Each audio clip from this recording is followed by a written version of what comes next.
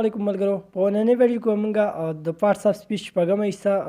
ګورو چې preposition دی چې شی د preposition کار څه دی دا به موږ پیژنو څنګه او دا به کار څنګه کوي نو زه چې خپل ویډیو طرف ته لاړ شو د preposition definition زموږ سره سره دی چې preposition is a word used to link noun or pronoun with other words in the sentence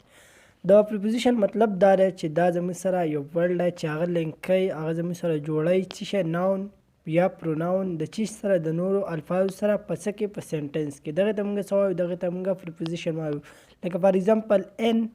on it before after under above to into of from او نور داسې ډېر زموږ سره څه دي دا زموږ سره preposition دي او دا زموږ سره استعمالیږي په کوم ځای کې دا زموږ سره په سنټنس کې استعمالیږي دا کار څه کوي دا ناون یا پروناون د چیز سره جوړوي د نورو الفاظو سره جوړي او په څه کې جوړي په سنټنس کې جوړي دغه ته موږ څه وایو دغه ته موږ preposition وایو زموږ سره په سنټنس کې دو preposition څه داسې اگزامپلز دي چې we went to London last week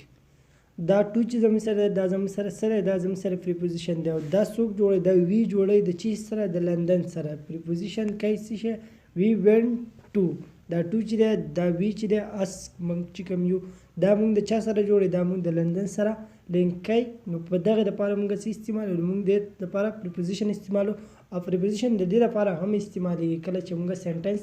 اوږده او لانګ کوي لکه بل اگزامپل زموږ سره the cat is sitting under the table دا under چې دی دا زموږ سره هم یو preposition دی بل دی my birthday was in January دا n چې دی دا زموږ سره یو preposition دی the books are on the table دا ان چې دا زموږ سره هم یو preposition دی داسې نور هم prepositions دي تاسو کتای شئ تاسو په هغې examples هم کتای شئ تاسو په خپل sentence هم جوړولی شئ نو ویډیو تاسو ته څنګه ولګېده خپل اظهار په کمنټ سیکشن کې ضرور وکړئ ویډیو لایک کړئ او که تر اوسه پورې تاسو زموږ چینل نه سبسکرایب کړئ نو پلیز دا سبسکرایب کړئ او د آل نوټیفیکیشن بټن ضرور انیبل کړئ چې تاسو ته زموږ ویډیو بر وخت راورسي تھینکس فار واچینګ د ویډیو الله حافظ